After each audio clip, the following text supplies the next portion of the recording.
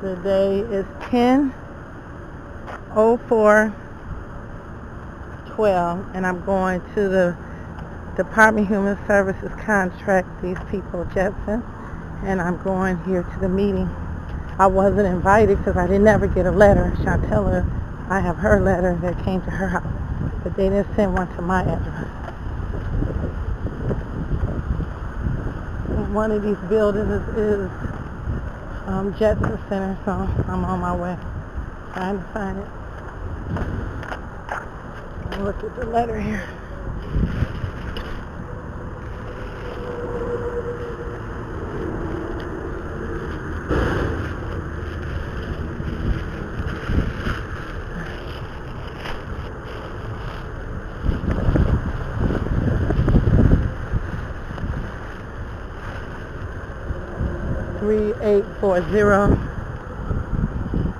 Three 3840. So I don't know which one it is. That's 3830. Maybe go back here.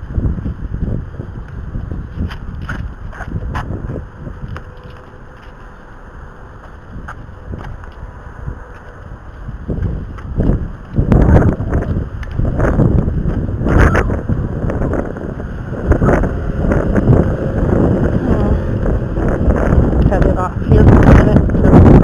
Okay, 3840. Got to be somewhere close around. Must be in the back here.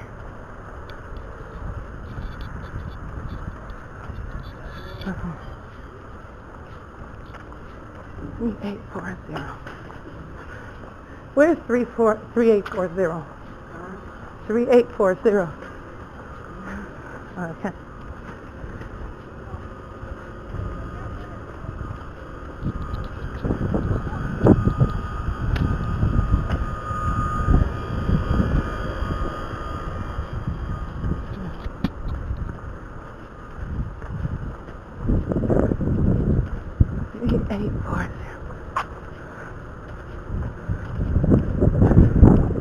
This must be it.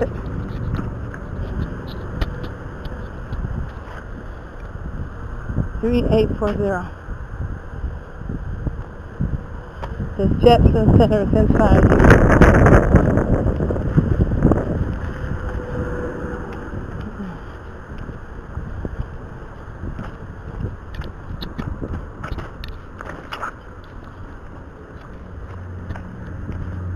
Going inside.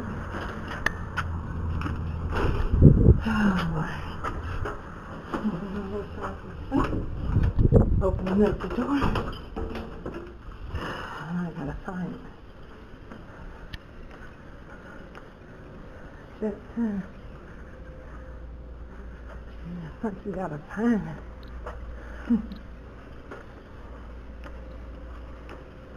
Guess it's on the second floor.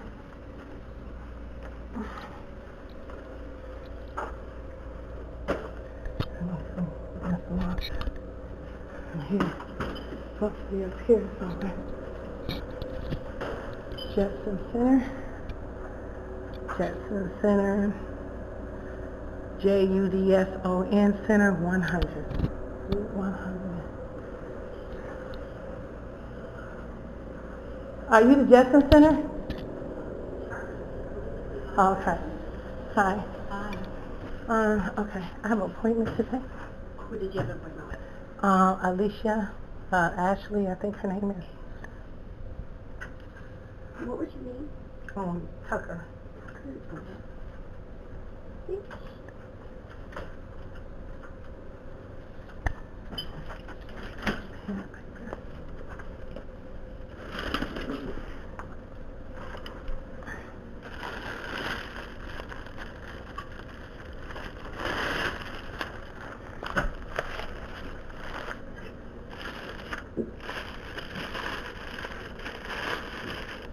I think she's in a meeting right now. Yeah, I saw her. Oh, okay. Now they have my grandchildren in here where it said autism, and my grandbaby is a newborn baby. and Malik is at the one in Redford.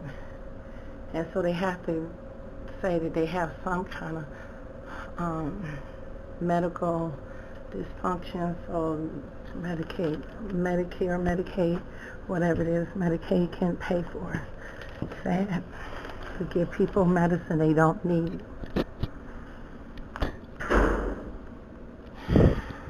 Again, I wasn't invited. I never got a letter, but my daughter added me on. She wrote a letter to them and asked them, told them that she was going to invite her mother, but I'm here by myself. But my daughter is not with me. Her nerves is not up to it, I guess. It makes her really sick, physically sick.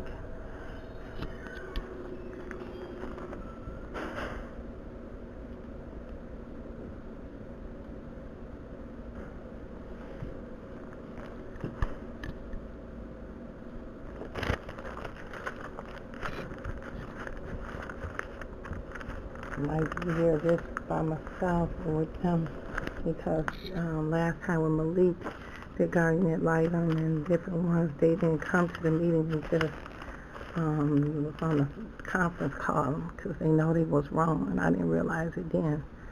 And the Tuckers, nobody came. So that was what that was.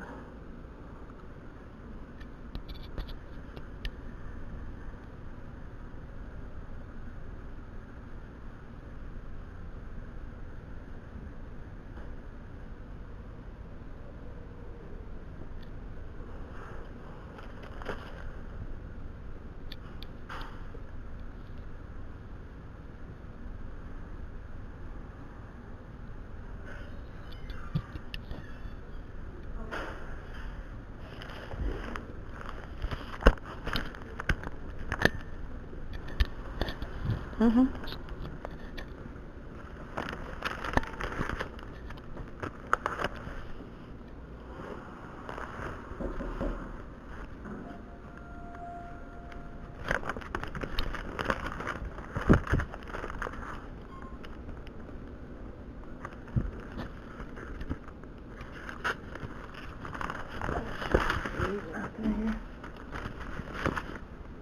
You want to follow me? They're back here in the office. Oh, okay.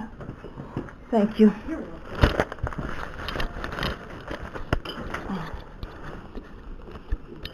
Hi, how are you? Hi, good. Okay.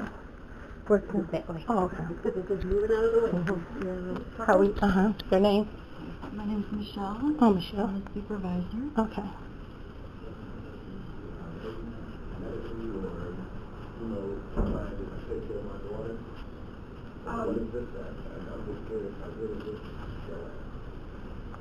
Can we talk for just a second? Hi. Hi. I need to come to the whatever. So is Miss Tucker not coming? I don't know. Okay. I thought you told them that you were Miss Tucker. My name is Tucker. My name is Debbie Williams Tucker. That's my name. This is the mother. I'm the grandmother. How you doing? All right. I was in the hospital. Right. Yes, sir. Yes, sir. Yep. Good to see you again. Mm-hmm. Can I get you to sign in for me, please? So what we're talking about right now is Sanaya's medical needs. Okay. Right now, as I was telling them, she's in the hospital still, and she has some fairly extensive medical needs at this time. She's on a ventilator. She's breathing with assistance. She's not able to breathe on her own right now. And she has a trach, which helps her to breathe. Mm-hmm. She's feeding on a bottle some of the time, but she's not able to eat yet all of the time without assistance, without the tube feeding. So the plan as of right now, as of today, is there is a foster home where the foster parents are currently being trained by the hospital. It's some pretty extensive training. They've had to take care of her. They've learned how to change the trach. They've learned CPR. They've learned how to feed her with the tube feeding if it's necessary for her to leave the hospital with the tube. When she does leave the hospital, she will be required, basically, at least for the first few months, is my understanding, to be supervised 24/7. So what that means is that a nursing company has been hired to come out to the foster home 12 hours a day, every day, as long as they need it. So because the foster parents, because they're human, can't be with her and watching her unawake 24/7 all the time. So, yeah. Again, I guess this is my issue is because, like you, not you per se, but you're training foster care people. Again, wouldn't that make more sense for like whoever to train me or the grandparents or somebody that's going to have the baby, or just already set in stone? Oh, you definitely will be trained. Yeah, you will make sure that. Yeah. Yeah. I mean, Do you understand what I'm saying? Because I do. like to me, it seems like you guys are putting in, well, not you guys per se, or the state, or however you may put it, the system, train somebody already to have my baby or take care of my baby, and again, I'm being behind. Well, the issue is that you were just recently found to be the biological father, and you're not yet the legal father.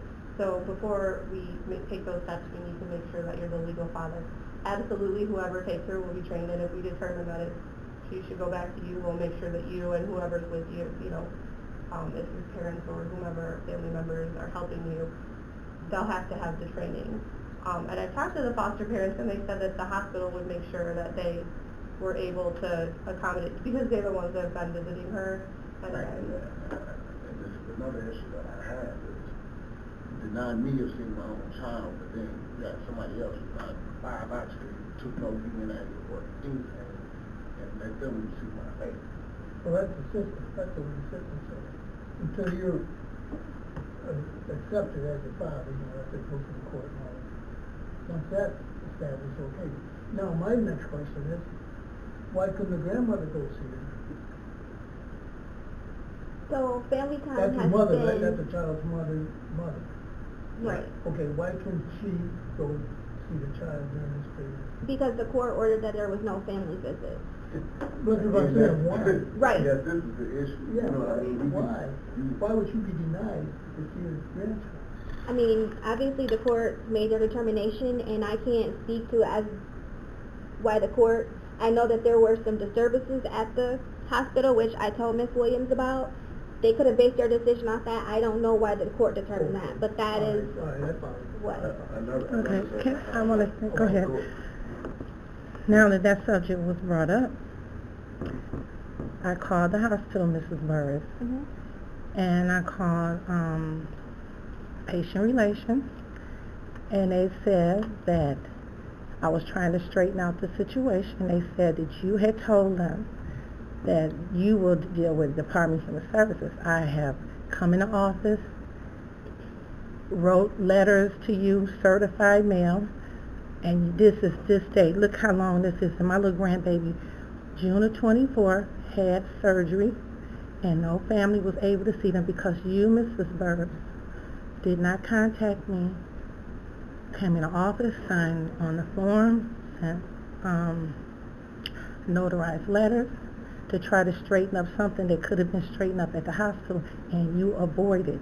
Now you saying, and then I want to see the court order from the day one that I was prevented from coming to the hospital because I didn't see it. Then I know they said on the medical records, Ms. Burris, you told them that I went to Wayne County and lied to the probate court that my daughter did not have a CPS case. Okay, I talked to the secretary there. She said, you didn't say a word, Ms. Tucker. I never said you said that. You have it on the medical records. You got my name on there. Let me just correct you. Wait a minute. This is what they said. They said that you have it on the medical records that I lied to court. And the lady, I have it on tape, that she told me twice that you didn't say nothing. Your daughter did. Then I'm the one who sent you guys the Guardian paper, faxed it, and I have the copies. I sent it on the next day, the 19th, and to the hospital. So I talked to Lansing, someone in Lansing. I asked them, was we wrong to go get guardianship? They said whoever gave it first. And I said, because my daughter, Ronnie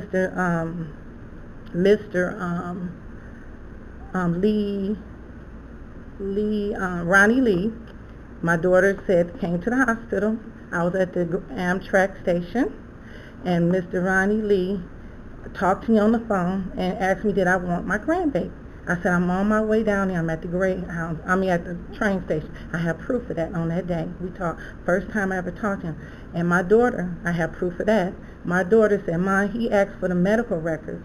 And I told him I don't consent to him having my medical records before I get them, because they blocked Malik. And and my daughter said when she had her panel rights in 2010, it wasn't, her panel rights wasn't terminated till April 2011, and she was denied as a mother, even though her child was in foster care, because someone from Washtenaw County told them to prevent Chantel and ban her from Washtenaw County from getting Malik's medical records. So then she had no way to show that Malik was not born drug addicted, but it's all on files that Malik was born drug addicted. Then I go to a family team meeting with you, Mrs. Burris, and you and the family team meeting told all of us, you and your supervisor said that Shania was born drug addicted with cocaine in her system. Oh, I have that on tape. I'm sure you do. And let me say this. No, don't do, wait a minute, let me finish. Okay, no, I'm not wrong. It come out your mouth. Okay, you told them, like I said before, I'm not going to say now. I'm a social worker. When Malik was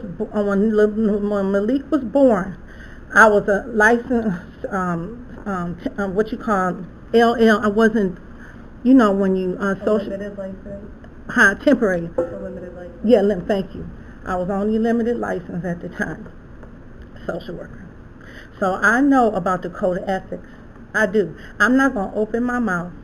I'm really hurt. I got gray hairs in my head. My heart is hurting. I'm so hurt because I took a deal that we supposed to abide by the code of ethics.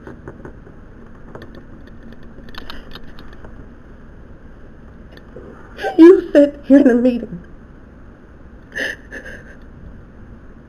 you said my granddaughter